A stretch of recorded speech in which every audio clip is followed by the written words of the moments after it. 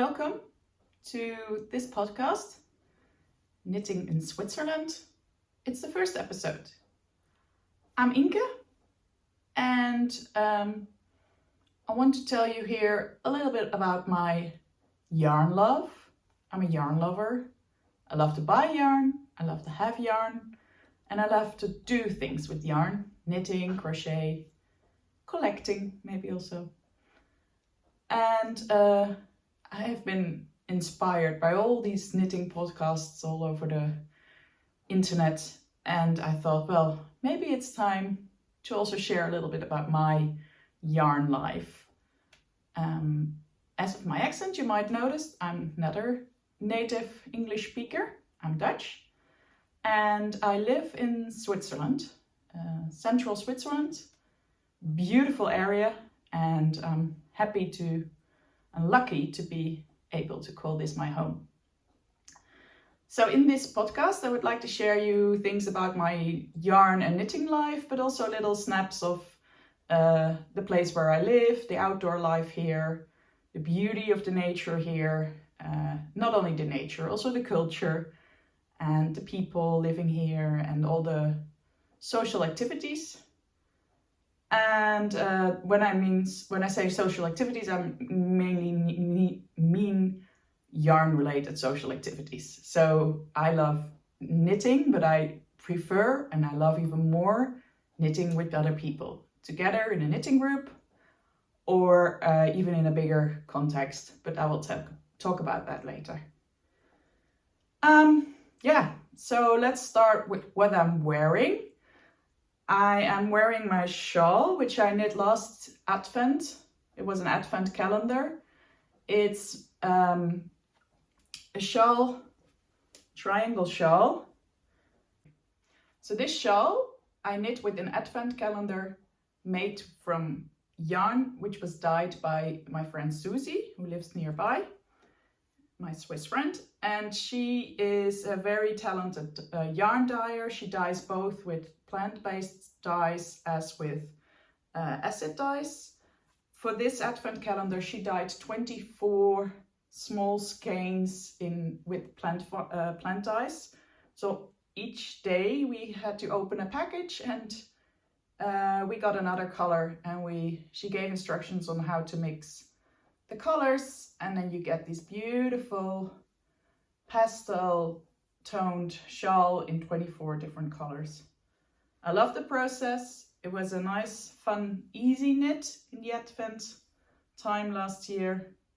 You know, these weeks are always busy, and it's fun to have just a very easy, simple garter stitch project. Only knit stitches, no purls, just a little increase and decrease here and there, and I binded it off with a I-cord. It's an existing pattern, and I think it's called Spices and Herbs. I'm not really sure. I'll have to check that. It's an existing free pattern, and I will write that down in the show notes. It's not 100% wool. It's a combination of wool with bamboo, so it's pretty airy and very breathing, I would say. But still, now I'm pretty hot because I'm just filming, and it's just so exciting. So it makes me hot when I wear it, so I'm leaving it for now, putting it there on the ground. So what I'm wearing underneath is my little top, which I knit this spring. It's the Ellie top. It's designed by a Swiss designer. I love using as much as possible Swiss products in my knitting, so Swiss yarns or Swiss designs or yarns dyed in Switzerland. Not always. I'm also very open to any yarn from all over the world, or like special yarns, especially from all over the world. But this, I found it fun to also look for Swiss designers, because we have a lot of them, or maybe not a lot, but we do have a few very talented Swiss designers. And I think some of them even need more attention in the global knitting world. So I'm happy to contribute a little bit to that. So this is designed by Simone Ryan, I think it's pronounced. She's Rust Knitwear on Ravelry and online and Instagram.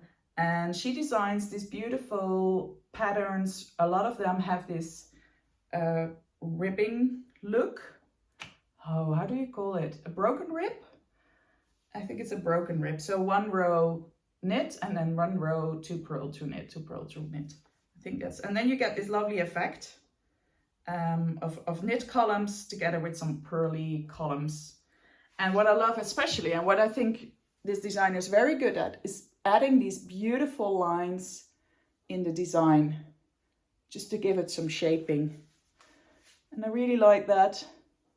You have to pay attention a little bit all the way up to here, because you have these increases and decreases that you do. But still, I really love it. And I noticed that she recently also published the Ellie top with an arm. So you can choose either to knit it like a short arm version or even a long arm version, but with the same lines and the same broken rib stitch pattern. So that is high on my list to knit. But yeah, many things are high on my list to knit, so I'm not sure when I will start with that one. The yarn I used for this is a silk wool blend dyed by a Dutch yarn dyer. She's called Wol met Verve, Sylvia. I once did also a dyeing workshop there, which was really fun, but I will talk about that probably later in other episodes.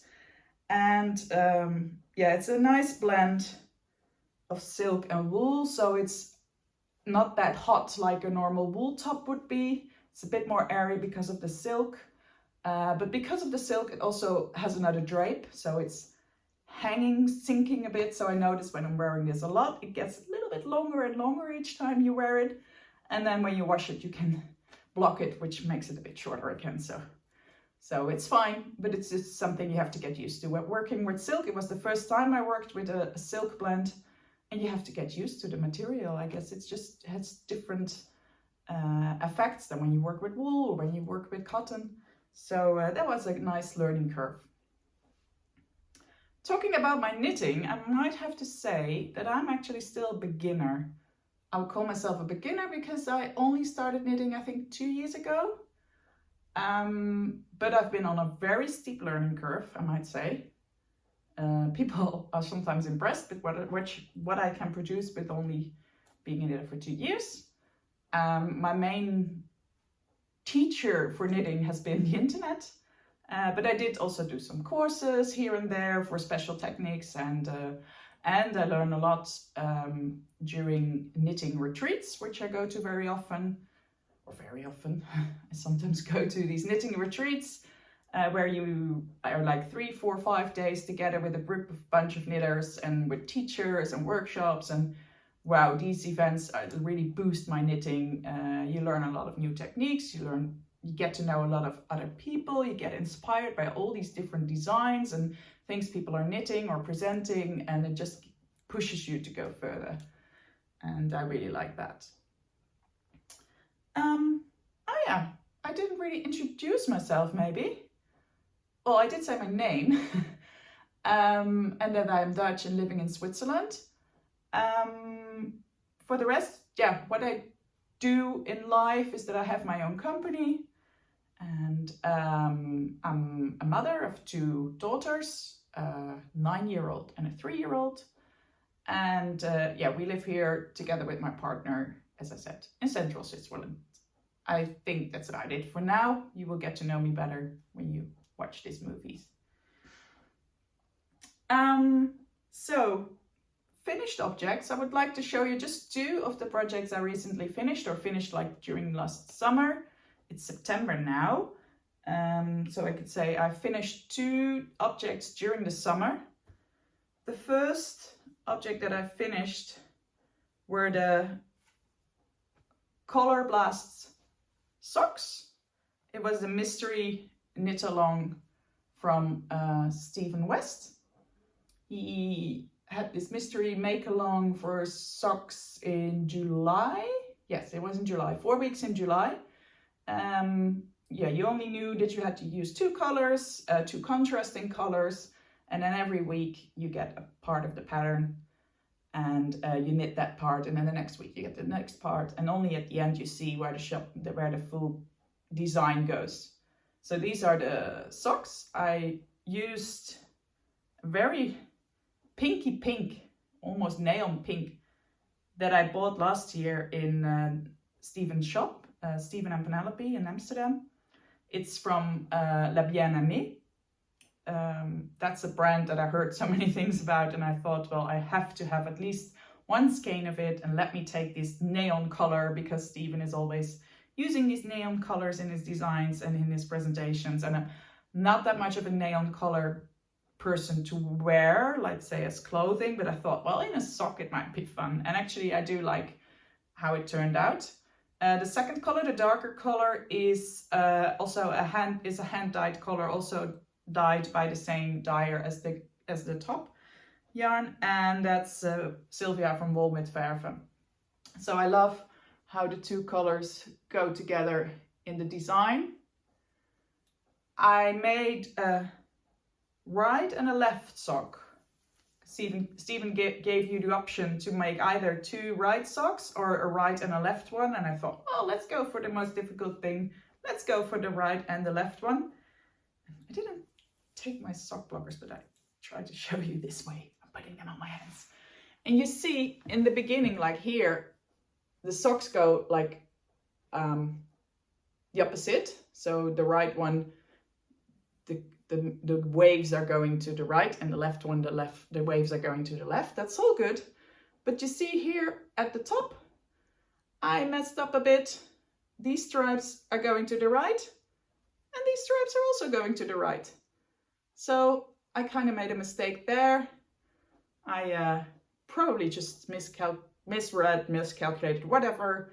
So I have a red and a left sock up till here, and then I have two red socks at the top. But as one of my friends from my knitting group said, you just made a very unique pair of socks. And that's true. So I'm definitely not going to change it anymore. I'm happy they were finished. I finished them in time. I finished the whole pair, so the two socks, within the 4 weeks. That was a bit of a challenge in the holiday. It's always different. Your days look different, and you not always have knitting time like when you plan to have it, or it's not as regular, your knitting time. Sometimes you have like a day where you can knit all of a sudden many hours, but there's also days in the holiday where I didn't knit a stitch. But that's okay, and I'm happy that, I think also the pressure of the call, that you know, oh, I have to finish this bit before next week, helped me to at least finish this, and then it's super satisfying when you do. So that's a nice thing. As I said, I enjoy knitting groups. I have my own knitting group here, or actually I do have a few where I go to, but one that I founded together with my friend Susie, who I already talked about, who's a dyer of the yarn from this shawl. Together with her, we founded a kind of a local knitting group a year ago. It started with the Ynke from Stephen West, the Mystery Make Along from last year, when he was making this his mystery shawl. Oh, what's the name of it? The Twist and Turns. And Susie and I decided to join that mystery make along. It was for me the first time I was joining a knitting make along, and we kind of had a few people around us who were also knitters, and we said, hey, wouldn't it be fun to do it together? And they said, yes, that's a nice idea. And so we kind of made this group. At first it was only a WhatsApp group of like 5, 6, 7 people that were joining us in making the mystery make along. And then we said, let's try to meet each other each week, so if there's difficulties we can help each other out. So we did that, and actually, so during the mystery make along last year, we met, I would say, once a week, once every 2 weeks, with the group of people that were all knitting this shawl, and we enjoyed that so much. So after October last year, when the mystery make along was over, a few of us finished their shawls, but we said, oh, it would be so sad to stop this fun group of knitters. Let's continue it. And so we decided from that on to come together like every 2 weeks on a fixed time and a fixed location in a town nearby, And more knitters joined us. It was a bit of mouth-to-mouth publicity. And we now are, I would say, a group of around 20 people. Not everybody is there, of course, every time. But average, we're like 8 to 10 people that are knitting together for 3 hours on a Wednesday afternoon. And within the group, we first had that mystery make along. And then a couple of us have knit the Advent shawl from Susie, also in that same knitting group. And then January, February, March, we were just knitting our own projects, but we all still got together every 2 weeks to knit and chat, and it's just fun to inspire each other. And what is really fun also about this group is that it's a group with ladies from all totally different backgrounds. The area where I live here in Switzerland is very international. There's a lot of expats, there's a lot of people, international people like me that live here already for a longer time. But you also have people that are only living here for 1 or 2 years, or there's of course local people that were born and raised here. So it's a very international community. I really love that. That's one of the reasons why I love it here so much, is because a lot of these, because the community is so diverse, it's also really open. It's easy to get to know people, to talk to people, to create a social life here. So in that sense, it's easy to integrate as a foreigner, or when you move here, also from people from Switzerland that move here that don't know that many people here. It's quite easy to get to know people and to feel welcome and to feel integrated. And it's the same with my knitting group. We have, I don't know how many nationalities, but like, I think within the 20 people, we have like 8 or 10 nationalities. I wouldn't be surprised. And that's really nice, because all these people have a totally different also background from knitting. Like, where did they learn how to knit? Which techniques were normal for them? And that just inspires a lot. You get all these new ideas about how to hold your yarn, how to do a short row, how to, I don't know, all these techniques. A few of these knitters are really like knitting already for 30, 40, 50 years. And you have new ones like me who learned it from YouTube. And it's just, you see, you get all these different ideas. Like, we had some, for example, some older ladies that have been knitting for 40 years, and they have been knitting like 100 pair of socks already. But they always knit their socks like their mother told them how to knit socks, like starting from the ribbing top down, working towards the toe. And then when I started knitting socks, I was looking at YouTube and I saw these instruction videos on how to knit a sock toe up. So for me, that was my standard. That was how I would knit a sock. And when they saw me doing that, they were like, "What are you doing? And it's so strange." But they were also open for it and willing to learn that new. And then they saw also the possibilities you have with doing a toe up sock, that you can calculate better, like how much yarn you have left, and that all these things, and that you can try it on more easily and then see the effect on your foot. And so that was interesting that me as a beginner knitter could teach people that already were knitting for like 30, 40 years in something new, and that inspired both of us. And that's like an example of the continuous inspiration that is going on in this knitting group, which I love. And which makes me make sure that I keep those 3 hours for 2 weeks like free to join this group and have a lovely chat with my lovely fellow knitters. So within this knitting group, we had been doing a couple of knits together, let's say. Not everybody of the group was joining that knit along, but a few of us were. And I remember, I think in spring this year, I saw a beautiful, beautiful cardigan design that I wanted to make. But I also saw and heard already that it was quite a challenging pattern, that there were a lot of techniques I'd never done before. There were short rows in there. I never did short rows before. There was brioche in that. That was new for me as well. It was knit with a yarn holding together a mohair, which I never did before. So there were a lot of things in there that I thought like, ooh, this is, oh, first of all, and I never knitted a whole garment, like long sleeve garment before.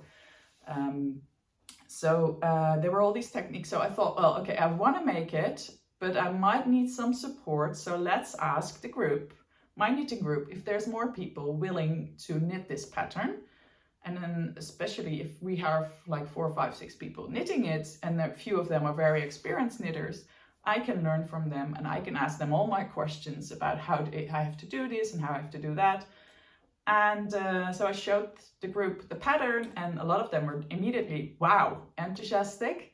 I said, oh yes, I would like to knit that too. So we decided to start our own knit along within the group. We said 1st of May we start, and we hope to finish it by 1st of September. And I'm happy to say that all 6 people who started it have finished it in time. The pattern that I'm talking about is the Letho cardigan. It's designed by Natasha Hornby, Moonstruck Designs. She's a Dutch designer. She lives in Amsterdam. And she is also known for her beautiful, beautiful designs. I love, I think, almost all of them. But all of her designs are also challenging in a bit. But I must say that with the pattern and some of the instruction videos she refers to in the pattern, it was easy. I have never had a point in the pattern where I was like doubting what to do. It was more like, okay, now the brioche starts. Okay, let's first check this video, how they explain how to knit brioche. And so step by step, I could do it. I managed it. And everybody in the group managed it. So I think that's a sign that the pattern is well written. And the fun thing, well, this design is just beautiful. It's a, as I said, it's a cardigan with the back, this special like rib, I would say, back ribbing on the back. I will just put it on to show you a bit better. So here you see brioche collar, brioche hands. I've how do you call them now? It's not this is the collar, and these are the, oh, come on. Now, yeah, that's my thing, you know. I speak all these languages during the day that I sometimes now I can only think of the German word for Bund, for the arm, and I cannot come up with the English word, but you know what I mean, like this area for the arm. And so you have these nice, how are you do welts? I think she calls them welts in the pattern. And you also have those here. And you start knitting it from the arm up, and then the other arm up as well. And then you have 2 pieces, and in the end, you join the 2 pieces together on the back with a 3-needle bind-off. The 3-needle bind-off was also new to me, but as I said, with a YouTube video, it all worked fine. And I managed to do it. The yarn I chose was, the gray is Loch Lomond from BC Garn gray. And I held it together with a mohair from the gray mohair from Bichet Bush. You know, by the way, all the patterns I talk about, all the yarns I used, it's all in my Ravelry, and I will link that below. So you can always look up like the exact color numbers or whatever you want to know. Or write me a text or write me a comment if you want to know more and you can't find it. I've used 2 contrast colors like the pattern says. This is a dark gray, like anthracite gray, and a pink, old pink, salmon pink, both from Erica Knight's, what's that called? Erica Knight, cool, no, not Cool Wool. I have to look that up as well. But Erica Knight's, it's in my Ravelry. You can look it up yourself. Yes, I absolutely love the design. I finished it in the summer, And it was a pretty cool summer here. We were most of the time in the Netherlands during the summer, and it was pretty cool. We had like sometimes only 18 degrees during the day. And then it was just lovely to have this cardigan, and I've been wearing it a lot. The end of summer we got another heat wave here in Switzerland, so I've not been wearing it recently. But now it's getting a bit cooler again, so I might actually start wearing it again. But not today, or not here now when I'm filming, because this is too hot. I will add some photos and maybe a video of all the Letho cardigans that we've knit in our knitting group. Because you see then the 6 finished Lethos together, and you will see everybody has chosen a different yarn and a different color combination, and they all look so different, and it's just so fun to see how the same pattern can come up with such a huge difference when you change colors or and yarns. So that's, yeah, it was a really fun time, those 3 months where we've been knitting on the Letho, and we shared a lot of photos and videos during that construction time in the WhatsApp group, and of course when we were meeting each other we were showing off and saying like, oh, I finished one arm, oh my god, I only am like halfway now, oh, I have to continue working. And oh, I noticed now that I'm saying I finished an arm. Of course, I mean finishing a sleeve. But there's again my mixture of languages, because in German you would say I finish an arm, meaning the sleeve of a garment. Yeah, so you might hear me making more of those mistakes because, as I said, day-to-day life, I speak at least 3-4 languages during the day. We have Dutch at home. We have official High German, which is like the official language here where I live in Switzerland. But the local people and like day-to-day life is done in a very strong dialect. It's called Swiss German. So I speak that as well. And of course, because of the international community, I speak a lot of English because that's like the main language among the international people. And I also speak French, but I don't speak it here very often. But it's in my head, in the back of my head as well. And then also because I speak Dutch because I am Dutch, but I was raised and lived for many years in Belgium, and in Belgium they speak another, I would say, variation of Dutch, which is called Flemish. Written, it's the same language, but if you speak it, it's also a completely different language to me. So I also speak that, like dialect, you would say, like strong dialect. So like the German, I have like the main language and a Swiss German as a dialect, and with my Dutch as well, I have my main Dutch and Flemish as a dialect. And I use, actually Flemish I also speak during the day because we have a nanny who is Flemish. So I speak with her Flemish, and I speak with my husband Dutch, and with the kids I speak Dutch, and then with the neighbors I speak English, and then in town I speak Swiss German or German. So I'm having all my languages every day. So that's why I feel that I'm often mixing up when it comes to details, that I'm mixing up vocabulary, or I cannot find a word right away. But I guess you all know that feeling. If you're used to speaking different languages, you know what I mean. Yeah, so those were the 2 finished objects that I wanted to talk to you about. What is currently on my needles is another project that we decided to do within our knitting group. Again, I saw a really nice pattern. I saw it already 2 years ago. I saw it in the videos from one of the YouTubers that I followed, one of the knitting podcasts that I follow very well. I think I watched all her videos. She's called Sarah from It's a Sarah. She's a Dutch YouTuber knitter, and she has videos both in Dutch and in English. I watched the Dutch versions, but I know in English she's telling like the similar story, but then in English. And I think 2 years ago she made this Christmas jumper, Christmas sweater, winter sweater, how you would call it. And she knitted it in 2 weeks or something before Christmas, like crazy project, like finishing a garment in 2 weeks. all over color work. I decided, well, okay, that's not my thing. I don't want to finish it in 2 weeks, but I would love to finish it before Christmas. So I presented the pattern to the knitting group before the summer, and I said, hey guys, we're working on the Letho up till 1st of September.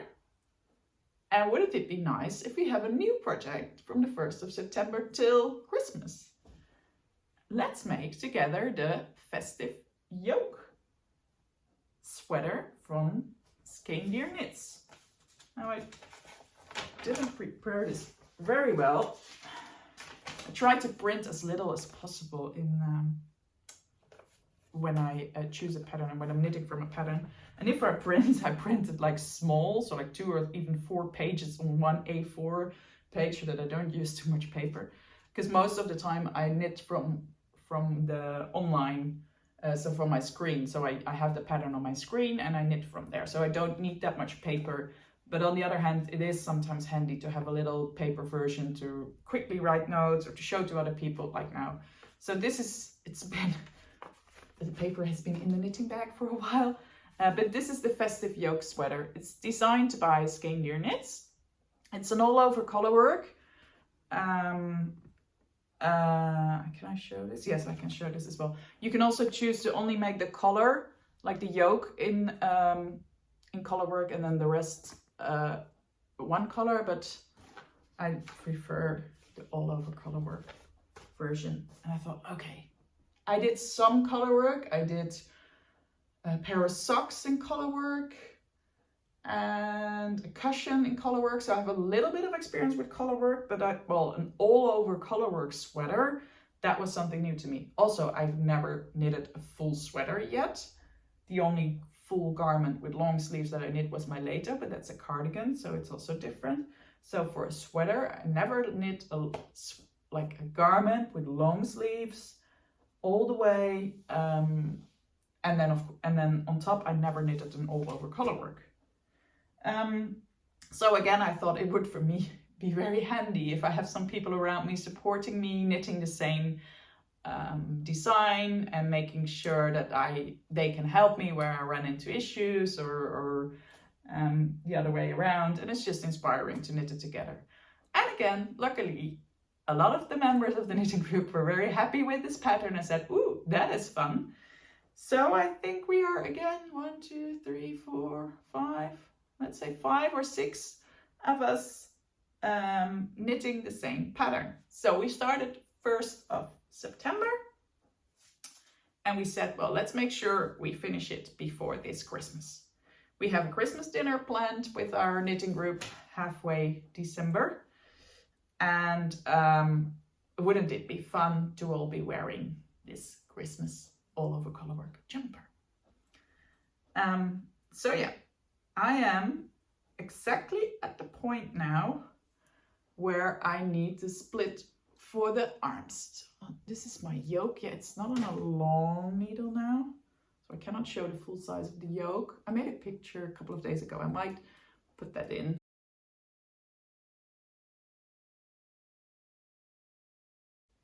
So you can see a bit better the figures. But yeah, this is the yoke. And it starts with I added, this is not in a pattern, but I added the contrast color. I started with the contrast color and then the 2 rows, and then the rest of the neckline is done in the main color. And then you start with this, what is it? A snowflake, and then I knitted a Christmas tree. I just followed the pattern, also the order of the little designs. I just followed so far exactly the pattern, which is nice and fun with this pattern is that you have actually several options. If you don't like a Christmas tree, you can knit something else. There are like 16 different little designs where you can choose from to use in your sweater. So there's not enough space for all 16. Then you would have like a dress, I think.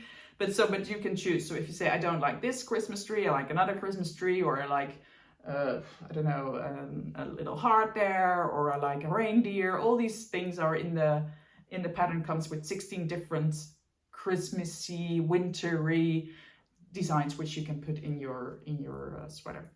But so far I just followed the original. So snowflake, Christmas tree, snowflake, and now I have to start splitting for the arms. That's literally where I am. The yarn that I'm using is Mayak yarn, Baby Yak. So it's a one of the brands I really like working with. It's a yarn, Tibetan yak yarn, which is dyed in Italy. It's an Italian yarn brand, but they sell globally. And they have beautiful yarns and a good story to the company, which I also find important. I wouldn't say that I only buy yarn with good stories, but it just makes me a little happier if I know that not just the yarn, but also the story behind it is nice. So it's Baby Yak, 2 colors, the light pink and a darker pink, like a burgundy pink. And the pattern says to use 2 colors, but I saw also online some people that use the 3rd color for these in between rows where you have these, like, which is called little crosses that are between the figures. And for that I used a lighter yarn, which is just a sock yarn, which actually I dyed myself. There was during a workshop that I taught about at Wol met Verven. She taught us how to do pickled yarn, and she kept on saying, like, don't take too much dye, because before you know it, you have way too much pickles and it's way too colorful. So I was very, very aware not to use too many spickles, and then I ended up with this natural colored yarn, which has only like very little pink spickles.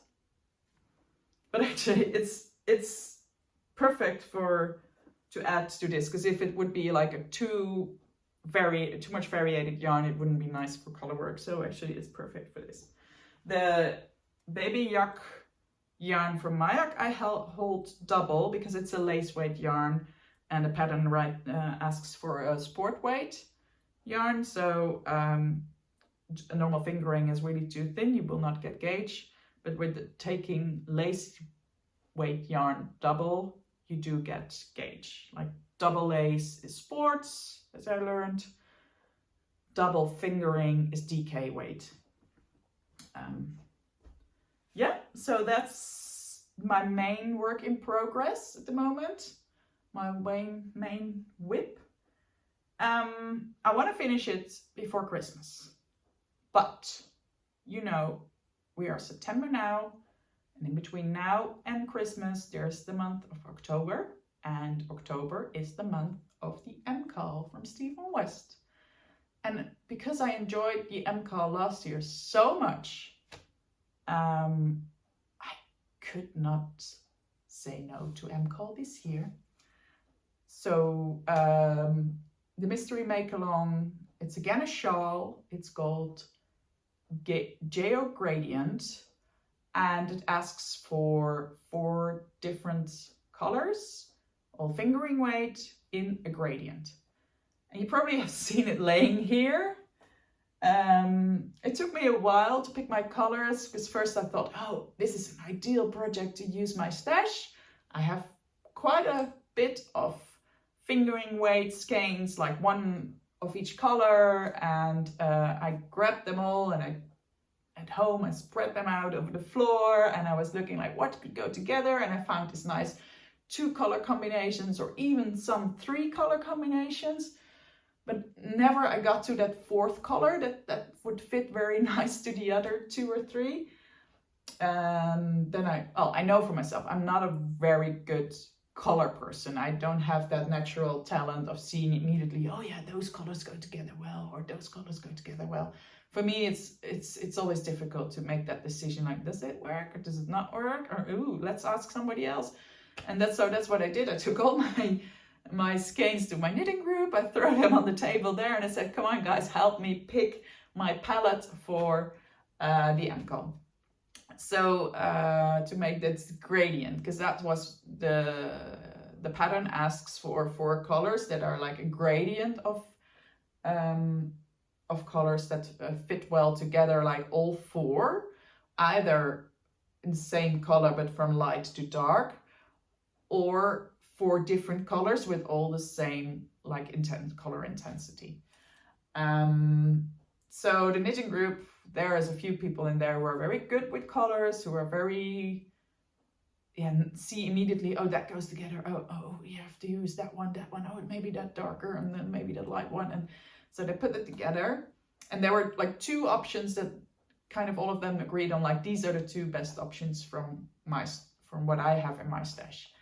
And both of those options, like those 4 skeins, were okay to me, but none of them I had this really spark, like, yes, that's my color combination, that's where I want to make my shawl of, which I'm going to wear the rest of my life. Because it's a lot. I mean, you put so much time and effort in this project. You want to make something, or you make something that you want to keep for the rest of your life and wear for the rest of your life. It's not like something you would just knit for fun and then throw somewhere in the back of the closet. It's something I would wear. I also wear my Ynke shawl from last year a lot, and I will show that definitely in one of the other videos. Yeah, I wanted to make something that I would wear. And because it's a shawl, you also wear it like close to your face, on top of your clothes. So it's a visual piece. It's something that people see, that you see yourself. That's different with socks. Like neon socks is fine because I wear them either in bed or somewhere hidden in my shoes. It's not that obvious. It's not something you would wear like around your neck where everybody sees it all the time. So for the shawl, I found it was important that it was a color combination that I like wearing and that fits in my style of clothing and the colors of my clothing. And and I thought, yeah, it just needs to be a combination that I'm really convinced of and that I really like. So last week I went to Zurich, which is this big city close by. We were like 40-minute drive from Zurich. I had to be there for some other things, and I thought, oh yeah, I remember there's this yarn shop here I've never been to yet. Let's have a look. Maybe they have some ideas for my Ynke. And I was lucky enough to find a parking spot right in front of that shop, so I was like, okay, I need to go here. And so I was there, and I asked the lady, like, yes, I'm looking for 4 colors for my Ynke from Stephen West. And she was like, oh yeah, that's true. He's starting his mystery make along again. And oh, I didn't think of it yet, but what do you need? And it's all fingering weight, 4 skeins in a gradient, solid colors. So I don't want to use variated yarns because also most of the sets that Stephen is selling are like unicolor skeins, and I think that will fit best the pattern. He says you can use a variated yarn, but if I look at his color choices, most of them are unicolored skeins. So I thought, let's just stick to unicolored skeins. Let's make it myself a little bit more easy to make a choice. And then we came up with a palette. Well, I had this yarn in my stash, first of all, which I liked and which I thought, oh, this would be a nice color to use. So I was looking for 3 colors that would fit this. And I found them. You probably saw this already laying around. Look, these are the 3 additional colors. So those 2 and this one that I bought to match my other color. And now I have a gradient where I'm super happy with. The ones that I bought is the fiber company Meadow Rustic Luxury. It's yarn from Peru. And it's a combination, ooh, this sounds very nice, huh? It's a combination of wool, llama, silk, and linen. So this is incredibly soft. And I cannot wait to start knitting with it. It's a bit thin fingering. It's like 500 meters on 100 gram. compared to a normal fingering, which is around like 380 to 450, I would say. So it's a bit thinner, but it has this nice, I don't know if you see it, this halo on top of it, which makes it a bit fluffy. So I think it will be perfect. The only maybe little doubt that I still have is now that I have 3 skeins of this material, of this Peruvian nice wool combination, and 1 skein which is just a really regular sock yarn, like superwash wool with nylon. Actually, this is also dyed by Sylvia from Wool met Verve. You see, she's one of my favorite dyers, I would say, Dutch dyer. And yeah, so that's the only little doubt, is that I'm using 2 different qualities of yarn in 1 shawl. But I think the majority will be this nice fluffy Peruvian wool mix, and then yeah, just this one will be just a sock yarn. But looking at the colors, I'm convinced that these fit together well. I still have to make my Ravelry page for the Geogradient. I did buy the pattern, but I haven't started the Ravelry page yet. I will do that soon, and then you can also see the exact color numbers if you want to know like which numbers exactly I have, or the names of the colors. I can show you there. So I think that's about it that I wanted to tell you. About Switzerland, I promised you in the beginning that I would share also some pieces of my life in Switzerland, of some pieces of the nature around me, and yeah, showing you why I like it here so much. So I will add that at the end of this video. Doing walks and hikes like almost daily here in the area, and I always have my phone with me, and I now have started to like make little shots of my hikes and walks, which so I can collect some material to add to these videos. I think it's nice to do it at the end of the video, but maybe later on I will also put some things like in between, or yeah, we'll see. This is my first time doing this. I had to figure out light. It's still not ideal. I had to figure out like how to put my phone video camera on like 3 chairs to get it to the right position. Think about where I'm going to sit, where's like the best background. This is not ideal. It's just a white wall, but at least this is in my quiet room. This is my office in the house, so I'm not disturbed by anybody else who is running around in the house at the moment. I'm actually in the cellar of our house. We live on a hill, and our house is built like as what they call here a terrace building. So you have like 3 floors, and the house goes like, if the hill is like that, the house is like kind of built like that. So you have 3 floors, but every floor you can go outside because there's always a little balcony or terrace in every level. So I'm in the cellar, but I still have a terrace here. You can see there is some daylight coming in. I have a door here next to me with a nice terrace and a nice view, because then down there is our village, and so I can look. I'm a bit higher than the village, so I can look from up here to the village. And it's a small village where we live. It's about, I think, 12,000 people living here or something, but big enough for like all your daily things. My kids go to school here, to nursery. I have all my shops. I have, yeah, for day-to-day life, you can do everything. Use sports, yeah, little bars, little restaurants. We have everything in our town. What's really beautiful about our town is that it is situated next to a lake. And that's one of the things why I love Switzerland so much, is that you have water, not just mountains, but also water. We have beautiful mountains and we have lakes.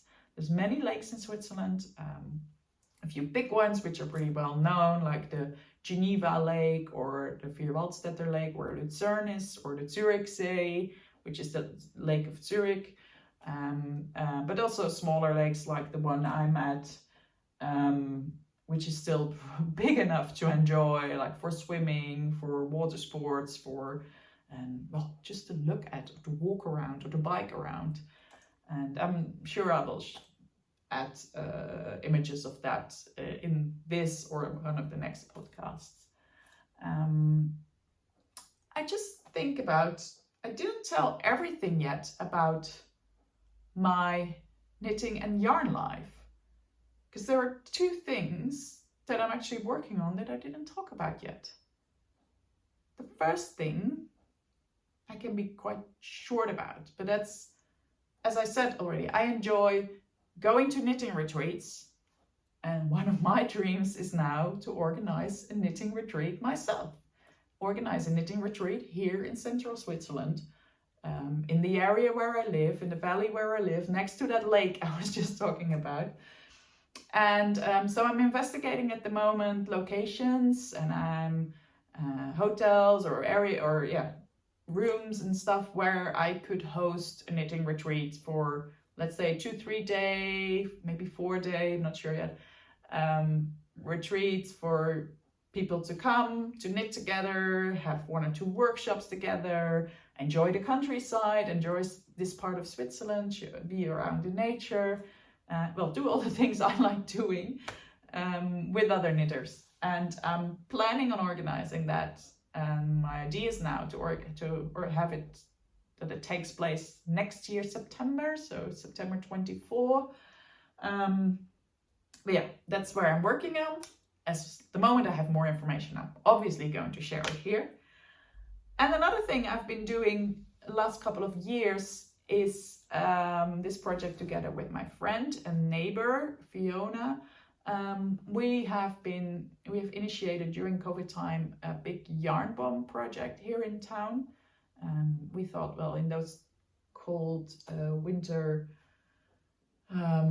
closed winter times with COVID, when everybody was in lockdown and nobody could see each other, and all the international people were not able to travel, so nobody was seeing family and friends, we decided we do something that brings a little color into our lives, and we initiated the yarn bombing project, so people at home could knit and crochet pieces, and we sewed them together and we put them up in the town, in the public areas, in the park, and we covered like trees, and we covered benches, and we covered all these other items in the outdoor life and in the public areas. And that was such a success, because we first thought, so let's do like 4 or 5 trees, and in the end we had like 60 trees covered. It was a huge success. We had over 300 people participating, and it really became a community project. And that was so fun that we noticed that we can yarn and knitting and crocheting brings people together, actually. It's not an activity you only do on yourself alone at home. It can be something that you show to the rest of the world and the rest of the community, which you share with your community. And that was such a fun thing. And so we did that since then a couple of times. Bigger projects, smaller projects, and I'm sure I will talk about those, and I will show images from those in my next videos, but otherwise it gets a bit too long if I tell all about that also here.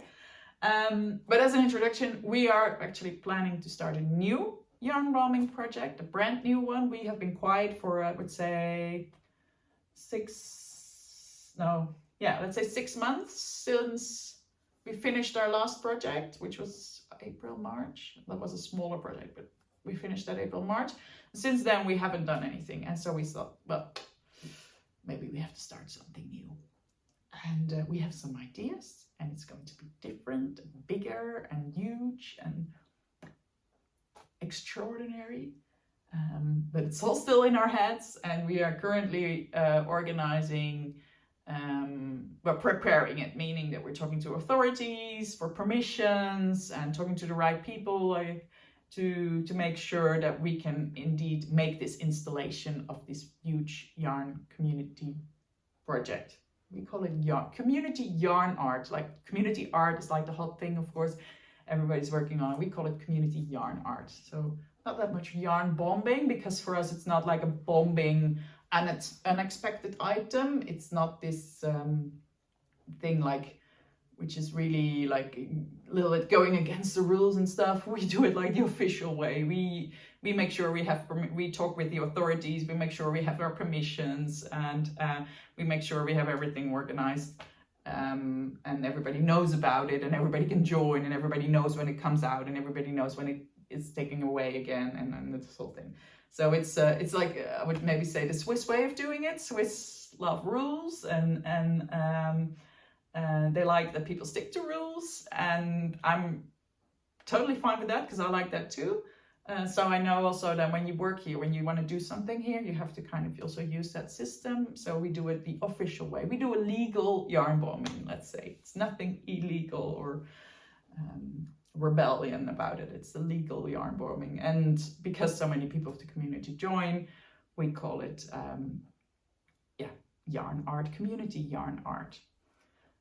But sure, in the next videos, I can tell much more about it. I have loads of images about all these projects we did in the past and our ideas for the future, but that will come in next editions. I just wanted to tell you that we are planning a new project and that we are really excited about our plans, but we cannot share anything about it yet because we're waiting for all the official things. Good. So more next time. I'm talking about an hour. Wow. It's definitely long enough. I'm going to say bye and thank you very much for watching this, for making it all the way to the end. I don't know how many of you will be actually seeing this. You might have like switched off already a long time ago. Well, anybody who watched it all the way to the end, thank you very much. It's been a pleasure to talk about my passion, and let's see how this evolves. I have the plan of doing this more often. I don't know if I will. I have to figure out now how it works with editing the video, uploading it, making a YouTube channel. All these things I haven't done yet. So I have no clue when this will be uploaded. But I hopefully in the coming days. I have some time the coming days, so I'm actually it's one of my targets for this week, or let's say month, end of September, to finish this and to make it go up online. It's been a dream for a while and I have to do it now. Okay, well, bye bye from Switzerland.